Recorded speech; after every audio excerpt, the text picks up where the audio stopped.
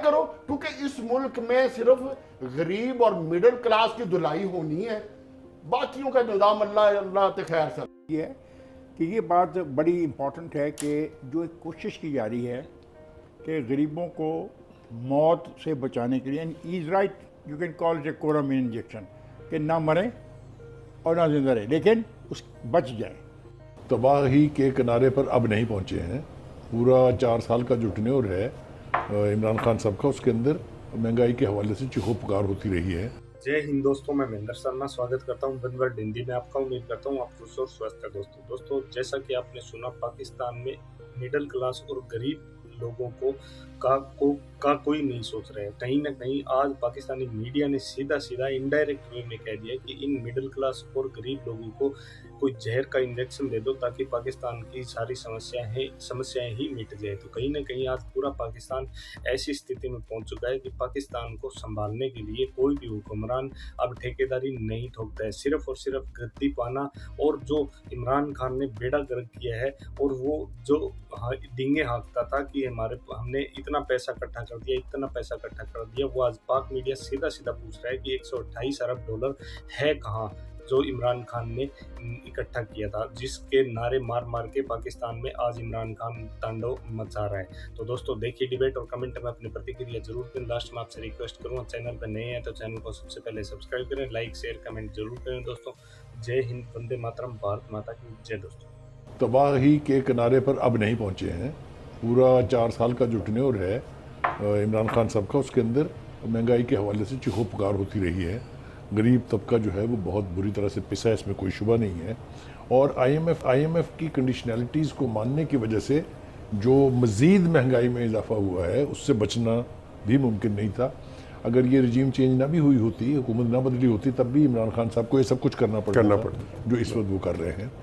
लेकिन इसके अंदर जो रिलीफ पैकेज, जिसको आपने कहा कि वो कोरामिन के इंजेक्शन बताया आपने, कोरामिन जी, ये इंजेक्शन अगर ना लगाएं तो फिर आप सोचें सूरत हाल के क्या होगी। और दूसरा थोड़ा सा फिगर ठीक कर लें, 1 करोड़ 40 लाख कुनबे हैं जिसके अफराद की तादाद 8 करोड़ बनती है, और 8 करोड़ पूरी 22 करोड़ की आबादी में वो हैं जो पॉवर्टी लाइन से नीचे हैं, यानी जिनकी 40,000 रुपये आमदनी नहीं है। तो it's a good gesture, it's a good initiative. इसी तरह से आटा जो हर घर की ज़रूरत है, उसका थैला जो है वो 180 रुपये सस्ता कर दिया है, और इंश्योर करने की कोशिश भी करेंगे प्राइम मिनिस्टर कि वो पाकिस्तान के हर यूटिलिटी स्टोर पर मिले।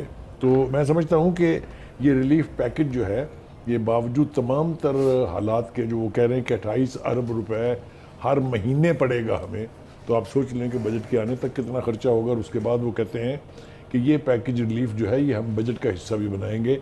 मतलब ये है कि जो गरीब तबका है वो, उसको ये बेनिफिट जो है वो मिलता रहेगा। क्या हुकूमत वक्त ऐसे इकदाम कर रही है कि IMF से भी निपटा जा सके और सूरत हाल इकॉनमी की बेहतर हो सके? तो 2-3 इशारे ऐसे मौजूद हैं। एक तो ये कि सऊदी फाइनेंस मिनिस्टर का इंटरव्यू जो डिवोर्स में था, उसको हमने थोड़ा सा अंडरमाइन किया, इसलिए कि हमारे यहाँ तो यहाँ हम खेल रहे थे लॉन्ग मार्च, तो वो अंडरमाइन हो गया। उन्होंने कहा हम न सिर्फ ये कि जो इस वक्त $3 बिलियन हमने दिया हुआ है, इसके रीपेमेंट की डेट को एक्सटेंड करेंगे, बल्कि मज़ीद इसमें इजाफा भी करेंगे, जिसकी तरफ आज मिफ्ता इस्माइल ने, अगर आपने देखा हो तो इशारा भी किया है कि वो हमारी मदद करने के लिए तैयार है। अभी चाइना को एक्सप्लोर करना बाकी है, जहाँ प्राइम मिनिस्टर साहब ने विज़िट के लिए जाना है। फिर UAE जो है, उनके भी जो जेस्चर्स हैं, अगर ये सब कुछ मिल मिला के सूरत हाल में कुछ बेहतरी आती है, तो मेरा ख्याल है पार्टी पॉलिटिक्स और पार्टी डिवाइड से ऊंचा उठ के इसको देखना चाहिए कि अगर अवामुन नास को रिलीफ मिलता है तो फिर हुकूमत की पॉलिसी में कोई खराबी नहीं है। लेकिन ये जो 336 बिलियन का जो डेफिसिट आपके पास आएगा ऑन दिस सब्सिडी, ये गवर्नमेंट कहाँ से पूरा करे? देखिए, ये बजट के अंदर ये सारी प्रोविजंस मौजूद होंगी, इसीलिए तो बजट बनते हैं कि जो आपके ऊपर इजाफी बोझ बढ़ रहा है वो आपने कहाँ से करना है। एक तो बहुत बड़ा रिलीफ मिलेगा, जो लग्जरी आइटम्स बैन कर दिए हैं प्राइम मिनिस्टर ने, उनके ऊपर एक बड़ी तादाद में फॉरेन एक्सचेंज जो है वो खर्च होती थी, वो रुक जाएगा। और बहुत सारे और नए रास्ते एक्सप्लोर करने पड़ेंगे। वो बजट मेकिंग का मरहला जब आएगा तो आप देखेंगे कि बजट बनता ही सिर्फ इसलिए है कि जो एडिशनल प्रेशर पड़ने जा रहा है एक्सचेकर के ऊपर, उसको कैसे हैंडल करना है। अच्छा, आटे की कीमत भी प्राइम मिनिस्टर ने बात की है। कराची में 1700 का बिक रहा है, 1600 का बिक रहा है। सिर्फ लाहौर, सियालकोट और पंजाब के अंदर यहाँ जो है, यहाँ आपको 980 पे आ रहा है। ये क्यों? ये पता नहीं, मैं इतना पढ़ा लिखा नहीं हूँ कि किसी माहिर माशियात हमारे साथ बैठे हैं वो बताएंगे। मैं तो ये कहूँगा कि डॉलर जो रात बात कर रहे थे प्राइम मिनिस्टर, वो कह रहे थे मैं 2018 में हम 115 रुपये पे छोड़ के गए थे और पौने 4 साल की हुकूमत ने ये किया कि वो 115 से 189 पर आ गया। तो प्राइम मिनिस्टर का ये सवाल भी मेरे नज़दीक वैलिड है, आप दोस्तों के नज़दीक नहीं वैलिड हो सकता।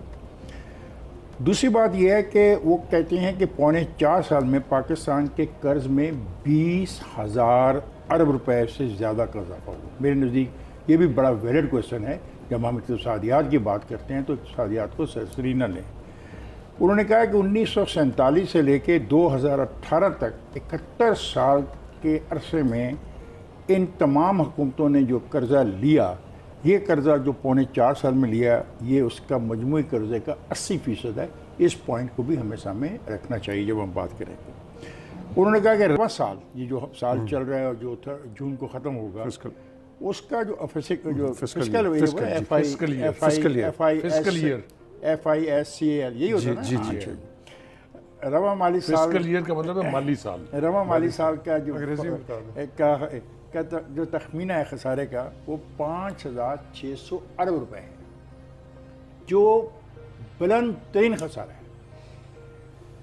अब सवाल ये पैदा होता है कि इस साल में इतना खसारा किया जिसकी माजी में कोई मिसाल नहीं मिलती। तो ये जो 3-4 सवाल है प्राइम मिनिस्टर ने किए, मेरा ख्याल है ये भी जवाब तलब करते हैं। जिस तरह इमरान खान हर चीज़ का जवाब मांगता है कि ऐसा क्यों नहीं हुआ, वैसा क्यों नहीं हुआ, हालांकि उसमें ये भूल जाता है कि उसका अपना भी टेन्योर शामिल। आखिरी में बात जो कहना चाहूँगा वो ये है कि ये बात बड़ी इम्पॉर्टेंट है कि जो एक कोशिश की जा रही है कि गरीबों को मौत से बचाने के लिए, is right, you can call it a coramine injection, कि ना मरें और ना जिंदा रहे, लेकिन उस बच जाए, बस लाइफ सेवर। लेकिन इसमें एक इजाफा मैं करूँगा, मेरा अभी 2 सेकंड है, और ये है कि ये बात बड़ी इम्पॉर्टेंट है कि जो एक कोशिश की जा रही है कि गरीबों को मौत से बचाने के लिए, is right, you can call it a coramine injection, कि ना मरें और ना जिंदा रहे, लेकिन उस बच जाए, बस लाइफ सेवर। लेकिन इसमें एक इजाफा मैं करूँगा,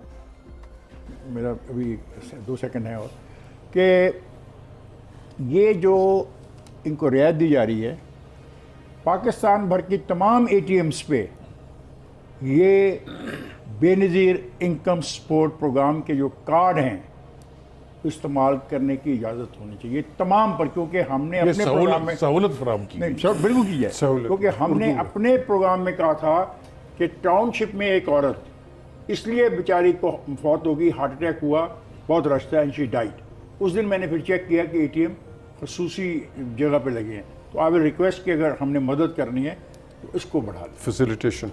जी जावेद। अच्छा जी, मेरा तो सवाल ही अजीबोगरीब है। मेरी तो परेशानी ये है कि मुझे ये जो प्राइम मिनिस्टर की तकरीर है, बड़ी ज़बरदस्त तकरीर थी, और मुझे वही तकरीर लगी जो माजी में एक दूसरे पे इल्ज़ाम तराशियों वाली तकरीर है कि हम बहुत अच्छे हैं, माजी के हुक्मरान बिल्कुल फारग थे। यही इमरान खान की तकरीर थी, यही जब मियाँ नवाज शरीफ 2013 में आए थे, यही थी जब आसिफ जरदारी साहब, यूसुफ रज़ा गिलानी साहब बने थे, उन्होंने भी यही तकरीर की थी, और आज भी वही तकरीर है, कोई फ़र्क नहीं है। गरीब का एहसास पिछले तमाम प्राइम मिनिस्टर्स और हुकूमतों को भी था। इमरान खान ने 1200 अरब दिया था एहसास प्रोग्राम में, और भी काफ़ी रिलीफ पैकेजेस थे, उससे पहले भी नज़ीर स्पीच राइटर एक ही होता है। अच्छा, इनका स्पीच राइटर एक है। मज़े की बात यह है, हम अवाम को रिलीफ के इंजेक्शन तो देना चाहते हैं, लेकिन हम उनकी गुर्बत नहीं ख़त्म करना चाहते।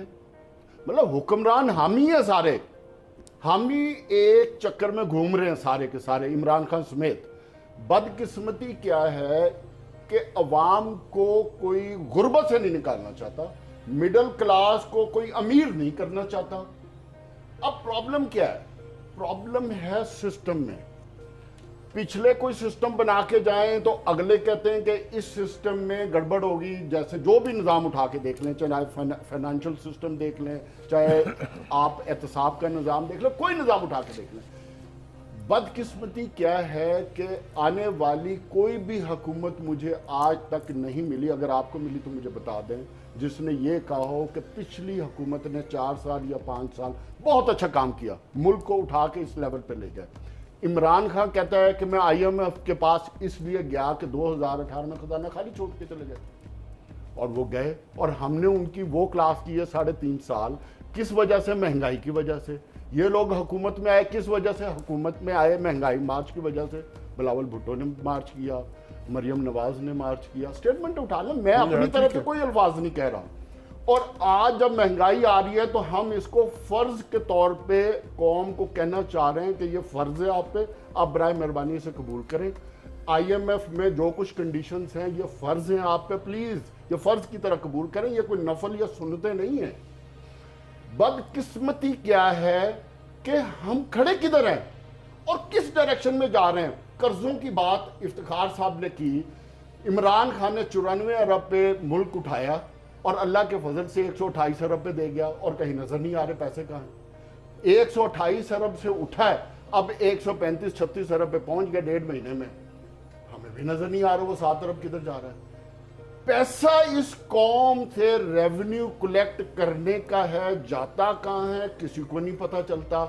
क्या डिपार्टमेंट्स की तरफ इमरान खान ने एक लंबी चौड़ी तक तकरीर करके चार्जशीट बना दी है कि जी मुझे इंसाफ उसके लिए चाहिए। ओ भाई, आपसे बंदा पूछे, तुमने 3.5 साल में तुमने बेड़ा गर्क किया, और अगर अब यह कर रहे हैं तो करने दो, मजे करो, एंजॉय करो, क्योंकि इस मुल्क में सिर्फ गरीब और मिडिल क्लास की धुलाई होनी है।